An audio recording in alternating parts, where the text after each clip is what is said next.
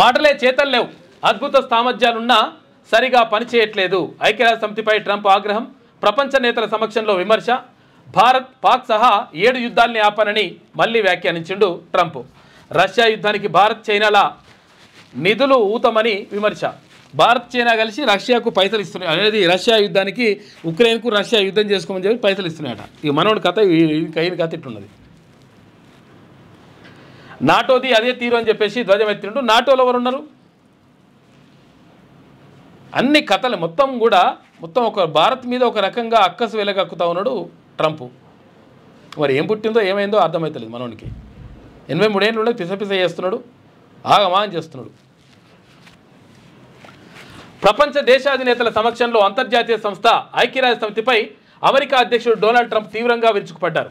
పలు యుద్ధాలను ఆపేందుకు తాను ప్రయత్నిస్తున్న సమయంలోనూ కనీసం ఆ సంస్థ తనను సంప్రదించలేదని మండిపడ్డారు.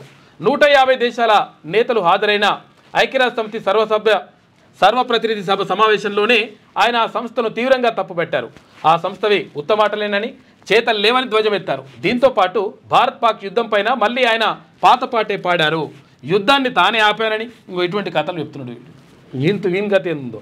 అంతేకాదు ఏకంగా 7 యుద్ధాలను ఆపానని ప్రకటించుకున్నాడు. పీకిండి ఈయన మొత్తం.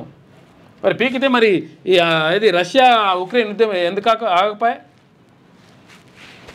మంగళవారం న్యూయార్క్లో ప్రారంభమైన ఐరాస సభ 80వ సెషన్లో ట్రంప్ 56 నిమిషాల పాటు ప్రసంగించారు.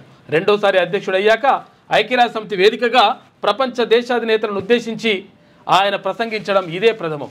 అంతేకాదు ఇంతవరకు ఏ అమెరికా అధ్యక్షుడు ఐరాసాలో ఇంతసేపు ప్రసంగించలేదు. చాలాసేపు 56 నిమిషాలు మాట్లాడినట.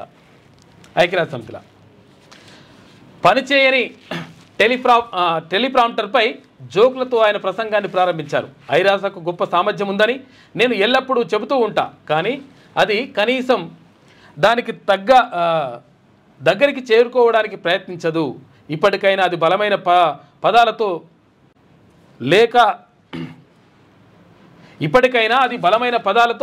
లేక రాయడానికి కానీ దానిని పాటించడానికి కానీ ముందుకు రాదు. అది ఉత్త పదాలనే రాస్తుంది. అవి యుద్ధాలను పరిష్కరించలేవని చెప్పేసి మనోని మొత్తం అక్కసంత ఏంటంటే, అసలు యాక్చువల్గా ప్రధానమంత్రి మోడీ మీద కూడా మాట్లాడడానికి ప్రధాన కారణం ఏంటంటే, మోడీ సపోర్ట్ చేసి ఉండినట. ఈయన మొత్తం మునగాడు శాంతి దూత అని మోడీ గారు ఈయన గురించి చెప్పేది ఉండినట. పీకుడు గారి గురించి మొత్తం యుద్ధాలను ఆపుతున్నాడని.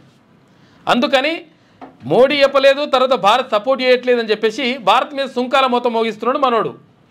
ఈయనకి ఏం చేయాలంట? నోబుల్ బహుమతి ఉంటుంది కదా, నోబుల్ శాంతి బహుమతికి మునగాడు ఈయననే ఉన్నాడని చెప్పేది ఉండినట. అట్లా చెప్పలేదని చెప్పేసి ఇక అక్కసు కక్కి ఇక ఆగమాగం చేస్తున్నాడు. వాడిని ఎట్లా అనుకున్నారో అర్థమవుతలేదు అమెరికా ప్రజలు. యుద్ధాలు ఆపా, ఇక పీకినవు. కేవలం 7 నెలల వ్యవధిలోనే ఇప్పటికీ ముగిని యుద్ధాలను ముగించా, అందులో కొన్ని 31 ఏళ్ల నుంచి కొనసాగుతున్నవి ఉన్నాయని చెప్పేసి అన్నట. వీని కథ ఇట్లున్నది. మీ వ్యాపారం అభివృద్ధి కావాలని కోరుకుంటున్నారా? అయితే వెంటనే క్యూనస్ని సంప్రదించండి.